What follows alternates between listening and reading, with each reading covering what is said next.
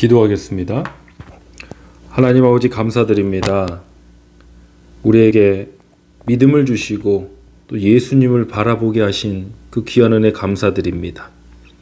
어떤 상황에도 구원자를 바라보는 것이 믿음이라고 오늘 나누고 또 그 은혜 속에 우리의 삶의 현장에서 실천해 나가길 원합니다. 하나님, 주님을 바라보는 그 손들 주님께서 붙들어 주시고 또 함께 해 주실 줄 믿습니다. 그 어느 때보다도 주님의 은혜가 간절한 시기입니다. 하나님, 우리뿐만이 아니라 고통당하고 있는 많은 영혼들이 주님을 바라볼 수 있도록 하나님, 이 복음이 증거되게 해 주시옵소서. 예수 그리스도의 이름으로 기도하옵나이다. 아멘. 하나님 말씀 나누겠습니다. 히브리서 12장 2절 한 절만 합독하겠습니다. 믿음의 주여 또 온전케 하시는 이인 예수를 바라보자. 그는 그 앞에 있는 기쁨을 위하여 십자가를 참으사 부끄러움을 개의치 아니하시더니 하나님 보좌 우편에 앉으셨느니라. 아멘. 히브리서 12장 2절을 본문으로 어떤 순간이든지 나의 흐름을 유지하라. 어떤 순간이든 나의 흐름을 유지하라는 제목으로 말씀 전하겠습니다. 순리가 있고 역리가 있습니다. 순방향이 있고 역방향이 있죠. 우리가 KTX 기차를 타보면 순방향이 있고 역방향 좌석이 있습니다. 순방향은 이제 내가 가고자 하는 방향으로 별로 어지럽지 않은데 이 역방향 좌석을 앉으면 가끔 좀 어지러운 것 같습니다. 하나님을 향한 분명한 목적이 있습니다. 방황은 길을 찾지 못하거나 잃어버려서 하는 것이 아니라 목적지가 정해지지 않아서 하는 것입니다. 그런데 우리 크리스찬들은 분명한 목적지가 있습니다. 그래서 길이 확실합니다. 우리의 목적지가 어디입니까? 바로 하나님 나라고 오직 주 예수 그리스도인 줄 믿습니다. 그 목적지가 분명하니까 우리가 찾아야 할 것, 우리가 바라봐야 할 것, 우리가 가야 할 길이 정해지는 것입니다. 길을 먼저 정하는 게 아니라 목적지를 먼저 찾고 목적지를 먼저 정하는 것이 중요합니다. 많은 사람들이 이 신앙의 우선순위가 역순이 돼 버립니다. 어떤 길을 찾고 방법을 찾습니다. 어떻게 하면 축복받을까? 어떻게 하면 쓰임받을까? 필요한 것들입니다. 축복도 받아야 하고 쓰임도 받아야 하지만 먼저는 목적지를 찾아야 됩니다. 우리 인생의 목적은 예수 그리스도입니다. 우리의 목적지는 바로 하나님과 함께하는 주님의 나라입니다. 핍박이든 유혹이든 어떠한 상황에도 이 방향성을 잃어버리면 안 됩니다. 근데 이런 유혹이나 핍박의 상황에 방향성을 잃어버려서 혼돈할 때가 참 많은 것 같습니다. 우리 본문 2절 말씀 합독해 보겠습니다. 믿음의 주여 또 온전케 하신 이인 예수를 바라보자. 그는 그 앞에 있는 기쁨을 위하여 십자가를 참으사 부끄러움을 개의치 아니하시더니 하나님 보좌 우편에 앉으셨느니라. 아멘. 우리에게 확실한 목적을 딱 정해줬습니다. 무엇입니까? 믿음의 주요 온전케 하신 이인 예수를 바라보자 라고 했습니다. 예수 그리스도라는 분명한 목적이 있어요. 그럼 예수님 어떤 분이시냐? 그는 그 앞에 있는 기쁨을 위하여 십자가를 참으사 부끄러움을 개의치 아니셨어요. 개의치 아니하셨던 게 뭡니까? 난 신경 안 써. I don't care. 그렇게 해석할 수도 있을 것 같습니다. 그런데 이런 의미가 더 강하겠죠. 주님이 가고자 하시는 그 방향에서 흔들리시지 않았다는 겁니다. 개의치 않았다는 것은 주님이 바라보고 계신 그 목적, 주님이 가고자 하는 그 십자가의 길에서 흔들리시지 않았다는 것입니다. 그게 개의치 않는 것입니다.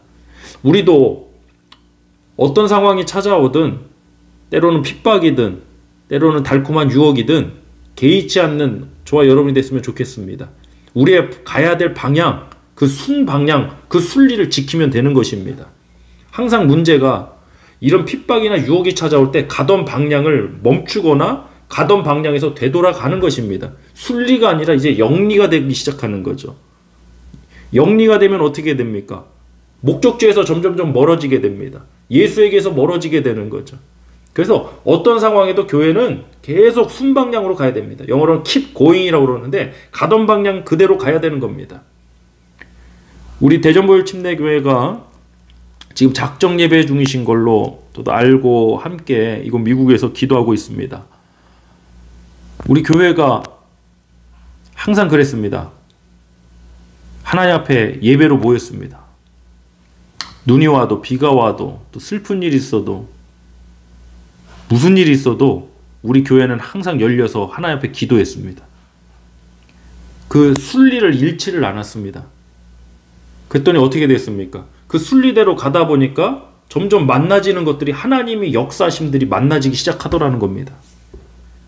여러분, 신앙에서 중요한 것이 바로 이 순리대로 가는 것입니다. 뒤흔드는 고난이 찾아온다고, 핍박이 찾아온다고, 어려움이 있다고 그래서 이 가던 방향을 잃어버리고 가던 방향에서 멈추거나 되돌아가선 안 되는 것입니다. 우리는 믿음의 주 온전케 하시니 예수를 바라보길 원합니다. 그것이 믿음입니다. 광야에서 물론 이스라엘 백성들의 죄였죠. 불뱀에 물려서 백성들이 죽어갈 때 하나님께서는 모세에게 놋뱀을 만들어서 장대 위에 매달아라. 그것을 바라보면 살리라 라고 말씀하셨습니다. 그런데 요한복음 3장 14절로 15절 말씀에서는 이것이 무슨 사건이었는지 예수님 친히 말씀해 주셨습니다. 함께 나누겠습니다. 모세가 광야에서 뱀을 든 것 같이 인자도 들려야 하리니 이는 그를 믿는 자마다 영생을 얻게 하려 하심이니라. 아멘. 모세가 광야에서 들었던 그 놋뱀은 바라보는 자들이 다 살아났습니다. 근데 예수님께서 요한복음 3장 14절로 15절 말씀하실 때는 믿는 자마다 영생을 얻게 하려 하셨다 했습니다. 믿음이 무엇입니까? 믿음은 확신하는 것, 또한 믿음은 바라보는 것, 믿음은 방향성입니다.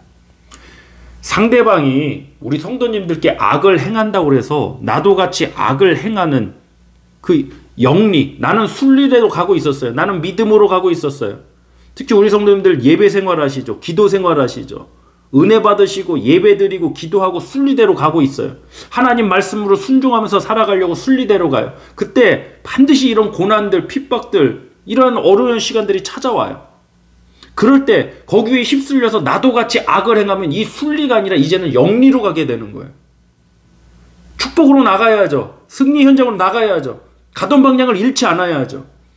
상대방이 악을 행해도 나는 선을 행하면 가던 방향을 지키는 순리가 되는 것입니다.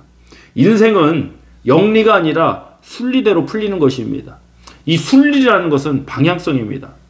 방향을 잃지 않아야 됩니다. 믿음의 승리를 위해서 저와 여러분 우리 대전보일 침례교회가 이 순리, 순방향으로 나가길 원합니다. 아무리 우리를 뒤흔들어도 방향을 잃지 않길 원합니다. 나침반 흔들어 보셨습니까? 이 나침반은 항상 북극, 북쪽, N극을 가리키고 있습니다. 아무리 흔들어도 흔들렸다가도 결국에는 북쪽을 가리키며 제자리로 돌아옵니다. 우리도 마찬가지입니다.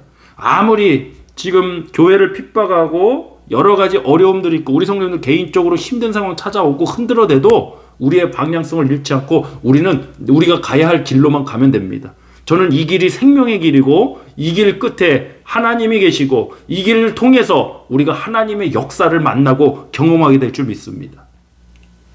다니엘 잘 아실 것입니다. 다니엘을 고소하고 무너뜨리기 위해서 어떻게 했습니까? 대적들이 어떻게 했습니까? 다니엘을 흠잡으려면 다니엘의 섬기는 하나님 율법의 문제를 건드려야 된다는 걸 그들이 알았습니다. 그래서 다니엘이 정기적으로 예루살렘을 향해 기도하는 것을 알고 기도하는 그 문제를 가지고 다니엘을 무너뜨리려고 했습니다. 다니엘도 이 사실을 알았습니다. 그래서 다니엘이 어떻게 했습니까? 기도를 멈췄습니까? 아닙니다. 자신이 하던 그 흐름 그대로 기도를 했습니다. 다니엘 6장 10절입니다. 합독합니다. 다니엘이 이 조서에 왕의 도장이 찍힌 것을 알고도 자기 집에 돌아가서는 윗방에 올라가 예루살렘으로 향한 창문을 열고 전에 하던 대로 하루 3번씩 무릎을 꿇고 기도하며 그의 하나님께 감사하였더라. 아멘. 다니엘이 알고도 전에 하던 대로 하루 한 번으로 줄인 게 아니라 하루 3번씩 무릎을 꿇고 하나님께 감사하며 기도했습니다. 흐름을 빼앗겼습니까? 빼앗기지 않았습니까? 빼앗기지 않았습니다. 우리가 가야 할 방향이 이 길이 확실하면 아무리 흔들어도 여러분 예배의 자리, 기도의 자리, 믿음의 삶을 포기하지 마십시오. 순리대로 가야 됩니다. 영리에 휩쓸리시면 안 됩니다. 예수님께서도 십자가 사건을 앞두고 어떻게 하셨습니까? 습관대로 기도하셨습니다. 누가복음 22장 39절입니다. 예수께서 나가사 습관을 따라 감난산에 가심에 제자들도 따라갔더니, 예수님 지금 십자가 사건을 앞두고 예수님 직접 말씀하셨죠. 내 마음이 심히 고민하여 죽게 되었다. 그런 상황임에도 불구하고 예수님은 습관대로 기도하셨습니다. 흐름을 빼앗겼습니까? 빼앗기지 않으셨습니까? 빼앗기지 않으셨습니다. 이것이 믿음의 승리입니다. 우리에게도 다니엘과 같은, 예수님과 같은 핍박과 고난, 또 때로는 달콤한 회유, 유혹들 얼마든지 언제든지 누구에게나 찾아올 수 있습니다. 근데 이 흐름을 빼앗기면 우리는 순리가 아니라 이제 영리로 되돌아서게 되는 겁니다. 이 방향이 확실하시 믿으십니까? 이 길이 생명의 길임을 믿으십니까? 이 길만이 승리의 길이고 이 길만이 진리의 길임을 우리 성도님들 확신하십니까? 그렇다면 저 사람이 어떻게 나오든, 저 사람이 무슨 말을 하든 그 악에 휩쓸리지 마십시오. 악에게 지지 말고 선으로 악을 이기라는 건 바로 우리가 가고 있는 그 방향을 잃지 말라는 말씀과 같습니다. 우리 대전보혈 침례교회 끝까지 우리 하나님 앞에 예배드리는 교회로 남길 원합니다. 주님 오시는 그날까지 우리 함께 예배드리며 함께 승리하길 원합니다. 특별히 작정 예배 기간 중입니다. 하나님께서 뜻하신 바가 있어서 이 작정 예배를 허락하셨다고 믿습니다. 이곳 미국에서도 우리 성도님들과 함께 합심하여 기도하겠습니다. 우리 대전보혈교회 이 어려운 시기를 잘 극복하고 이겨내서 또한 우리의 이 흐름을 빼앗기지 않고 우리는 하나님 앞에 항상 기도하며 하나님 앞에 예배드리는 교회로 하나님의 놀라우신 역사를 날마다 경험하고 나갈 줄 믿습니다. 이 시간 합심하여 함께 기도하도록 하겠습니다. 하나님, 어떤 상황에도 어떤 순간에도 우리의 흐름을 빼앗기지 않길 원합니다. 나는 예배자입니다. 나는 기도하는 사람입니다. 나는 믿음의 사람입니다. 나는 하나님 앞에 순종하기로 작정한 사람입니다. 이 흐름을 어떤 문제 앞에도 어떤 상황 앞에도 빼앗기지 않게 하여 달라고 하나님의 은혜를 간절히 이 시간 기도하겠습니다. 할렐루야. 하나님 아버지 감사드립니다. 우리 사랑하는 대전보혈 침례교를 축복해 주시고 이곳까지 인도해 주신 에베네셀의 하나님 감사드립니다. 하나님이 예비하신 역사와 하나님 우리가 알지 못하는 크고 놀랍고 비밀한 일들을 하나님께서 계획하시고 역사해 줄 줄 믿습니다. 이 길이 진리의 길이고 생명의 길이고 승리의 길이고 능력의 길임을 믿습니다. 하나님, 사람들이 많이 찾지 않는 길이라 할지라도 우리는 예배자로 나가고 기도의 자리로 나가고 하나님 말씀의 순종의 삶으로 나가게 하여 주시옵소서. 우리 대전보혈 침례교회가 아버지 말마다 하나님 앞에 예배드리며 지금까지 승리하고 왔습니다. 숱한 어려움들, 숱한 위기의 순간들 넘어 지금까지 왔습니다. 앞으로도 우리는 함께 이 어려움들을 극복하고 또 더 놀라운 위대한 승리들을 만나고 나갈 줄 믿습니다. 하나님, 특별히 작정 예배 가운데 하나님 은혜와 축복을 더하여 주시고 어둠의 역사들이 떠나가게 해주시고 하나님의 말씀이 선포될 때 하나님 치유되게 해주시고 회복되게 해주시고 하나님 주신 귀한 사명 가운데 우리 대전보혈 침례교회가 하나님 영광의 도구로서 쓰임받게 하여 주시옵소서. 오늘도 우리 모두에게 주신 그 귀한 은혜 감사드리며 예수 그리스도의 이름으로 축복하며 기도하옵나이다. 아멘.